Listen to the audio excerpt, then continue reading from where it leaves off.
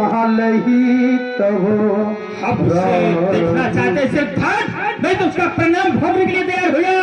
ठाट तुम्हारी मध्य प्रदेश का साम्राज्य है। आज चंपारण मध्य प्रदेश को जीवन को घाट उद्घाट सब है बिलो के लोग सब जान जान की भीड़, हृदय न हरस विषाद कछु बोले श्री रघुवीर।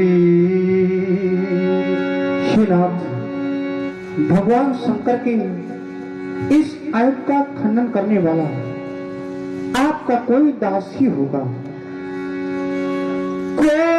न की जय ज्ञान शिरोमणि, ये साधु सुधी यस जास चारो, कौन बराबर राबरे को नाथ समधनु झंझनी हारा, मुझे दास तुम्हारा आय सुका कहिए किन मोशी, बार बार बिंबा मुतोशी। हमारी सेवा कोई करे चाहे न करे, ये कान खोल करके सुन ले राम। हम नहीं चाहते कि समाज या संसार के लोग हमारी सेवा करें। हम जंगल में फल फूलों को खा करके अपने जीवन को चला लेंगे, जीवन को यापन कर लेंगे, लेकिन आज मेरे जीवन का केवल यही उद्घोष है कि सदैव संसार और समाज में मर्यादा और सिद्धांत बने रहना चाहिए। और उद्घोष क्या है? सुनो राम, सुनो राम जय शिव धनु तोरा, सहस रिप मोरा। मेरे जीवन काल में कभी कोई दो भुजा वाला शत्रु नहीं आया राम, कभी आया है बिहाई समाजा न तुम्हारे जय है सब राजा। लेकिन नहीं राम, मैं कोई ऐसा कार्य नहीं करना चाहता, क्योंकि तुमने कहा है कि आए सो कहा कहीं के नमोही। आरेश तो तुम्हारे लिए आरेश है राम, कि धनुष का तुरैया इस मैथिली प्रदेश में छिपा हुआ है। उससे कह दो कि निकल करके बिल्कुल अलग खड़ा हो जाए। अगर वो तुम्हारी बात को नहीं मानता, मैथिली समाज के लोगों को छोड़ता नहीं है, तो दूसरा उपाय है, मैथिली समाज के लोगों को ही कह दो कि उसको छोड़ करके एक तरफ अलग हो जाए। केवल दो बिंदु, केवल इन्हें दोनों बिंदु पर विचार करना है। अगर मेरे द्वारा दिए गए दोनों बिंदु पर विचार नहीं किया गया तो फिर अंतिम इच्छा न तो ये मारे जय है सब राजा। मेरे इस पृथ्वी की द्वारा स्वस्थ महिपालों की कृपा का सृजन होगा। सुनी मुनि बचन लखन मुस्काने, सुनी मुनि बचन, सुनी मुनि बचन लखन मुस्काने, बोले परसु धरही अपमाने। सुना आप सभी लोगों ने धनुष तोड़ने वाले के विरोध में परशुराम जी महाराज का वक्तव्य, तो कह रहे हैं जे शिव धनु तोड़ा तो सहस बाहु सो रिप मोरा। रिप माने होता है शत्रु, तो कह रहे हैं जिसने धनुष को तोड़ा है वह मेरा शत्रु है, और यदि वो शत्रु इन्हें प्राप्त न हुआ तो ये करेंगे क्या? तो कह रहे हैं सोब लगाऊ बिहाई समाजा और नत मारे गई हैं सब राजा। धनुष तोड़ने वाला यदि नहीं मिला तो समस्या राजाओं के लिए है, और उनमें भी एक दो राजा नहीं बल्कि नत मारे गई हैं सभी राजा मारे जाएंगे।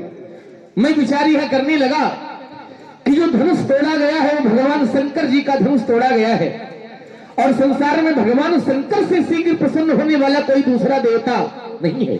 आशुतोष तुम अवधर दानी और आरती हर दीन जन जानी।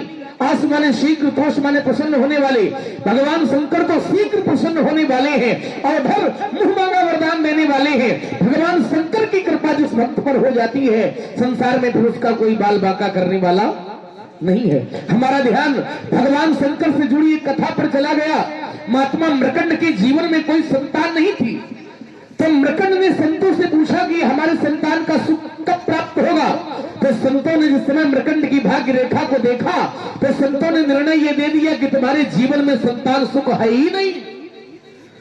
मृकंड जी चिंतित हो गए, महात्माओं से पूछा महाराज कोई उपाय हो जिससे हमें संतान के सुख की प्राप्ति हो सके। तो सारे महात्माओं ने एक स्वर में केवल आवाज दी कि एकमात्र संसार का उपाय है, भगवान शंकर की कृपा यदि प्राप्त हो जाएगी तो तुम्हें संतान सुख प्राप्त हो जाएगा। क्योंकि शंकर जी में यह सामर्थ्य है कि भावी मेट सके त्रिपुरारी, होनहार को मिटाने की शक्ति भगवान शंकर में है। भगवान शंकर की आराधना मृकंड जी ने की, पुत्र प्राप्त हो गया, पुत्र तो मिल गया, लेकिन समस्या ये थी कि पुत्र केवल 5 वर्ष तक जीवित रहेगा, अल्पायु बालक रहेगा। 5 वर्ष बाद बालक की आयु समाप्त हो जाएगी। धीरे धीरे समय बीतने लगा।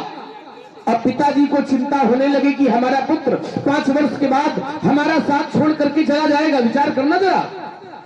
पुनः संतों के पास गए, महाराज हमारा पुत्र अल्पायु से दीर्घायु कैसे हो सकता है। तो महात्माओं ने उत्तर दिया कि शंकर जी तो मृत्यु के भी देवता हैं, महामृत्युंजय मंत्र का जाप करके लोग मृत्यु को भी टाल देते हैं। भगवान शंकर की कृपा यदि बालक पर हो जाएगी तो ये बालक अल्पायु से दीर्घायु हो जाएगा। बालक ने भगवान शंकर की आराधना प्रारंभ कर दी, शंकर जी की भक्ति में लग गया, शंकर जी के मंदिर में शंकर जी का नाम जपने लगा, ओम नमः शिवाय मंत्र का जाप बालक करने लगा। और होते होते वह दिन आ गया जिस दिन बालक की आयु समाप्त होनी थी। यमराज बालक के प्राण लेने आए। यमराज माने काल, यमराज माने काल बालक के प्राण लेने के लिए आए, लेकिन यमराज बालक के प्राण लेने में सफल नहीं हो पाए। काल को भी उल्टे पैर वापस लौटना पड़ गया, क्योंकि बालक पर महाकाल की कृपा हो गई थी। तो महाकाल की कृपा हो गई तो यमराज भी बालक का बाल बाका, शंकर जी की कृपा हो गई तो यमराज भी बालक का बाल बाका नहीं कर पाए। तो मैं सोचने ये लगा कि जब बालक शंकर जी से जुड़ गया तो यमराज भी बालक का बाल बाका नहीं कर पाए, तो धनुष तो ये जीवन में भगवान शंकर से जुड़ा रहा। धनुष ने तो पूरा जीवन ही भगवान शंकर को समर्पित कर दिया, तो फिर धनुष तोड़ने वाला धनुष तोड़ने में सफल कैसे हो गया। जब यमराज भगवान शंकर की सुरक्षा चक्र का भेदन न कर पाए तो फिर धनुष तोड़ने वाला भगवान शंकर की सुरक्षा चक्र का भेदन कैसे कर गया, ये बात समझ में नहीं आ रही है। रही बात धनुष टूटने की, महाराज देखिए जैसे भगवान शंकर आपके गुरुजी हैं, आप अपने गुरुजी की सेवा में खड़े हैं, तो धनुष तोड़ने वाले ने भी अपने गुरुजी की सेवा में ही धनुष तोड़ा है। तो कुछ गलत नहीं किया है, कुछ अनुचित नहीं किया है। आप अपने गुरुजी की सेवा करो तो ठीक, और दूसरा अपने गुरुजी की सेवा करे तो गलत। ये नियम कहाँ का सही है। धनुष टूटा है, राजा जनक की कन्या का विवाह हो गया है, और किसी की कन्या का विवाह महाराज हो जाए ये तो बड़ी अच्छी बात है, मांगलिक कार्य है, धार्मिक कार्य है। धनुष टूटा है, सब प्रसन्न है, और जब सब प्रसन्न है तो आप महाराज प्रसन्न हो जाओ, काहे मार काट की बातें कर रहे हो। आज तो एक ही धनुष टूटा है। हमने अपने बचपन में जाने कितनी धनुइयां तोड़ी, तब आपने कभी ऐसा क्रोध नहीं किया जैसा क्रोध आप आज कर रहे हैं। बहु धनुही तोरी लड़काई, लेकिन कमो न श्री स्कीम मुसाई, कभी आपने ऐसा क्रोध नहीं किया। तो क्या इस धनुष से ममता है, और यदि ममता है तो उसका कारण क्या है। यही धनु पर ममता की ही हेतु, इस धनुष पर आपकी ममता का हेतु क्या है वह मैं जानना चाहता हूँ। इसको भैया थोड़ा मीठा बनाओ। और सूखा हिंदू नागरिक सेवा संस्थान, हिंदू नागरिक सेवा संस्थान प्रदेश अध्यक्ष अवधेश शास्त्री जी द्वारा विज्ञापन को समर्पण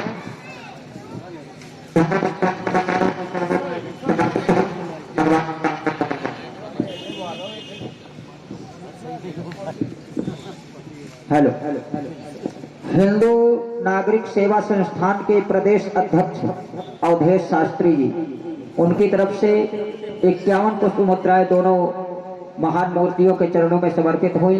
भगवान उनका अखंड कल्याण करेंगे।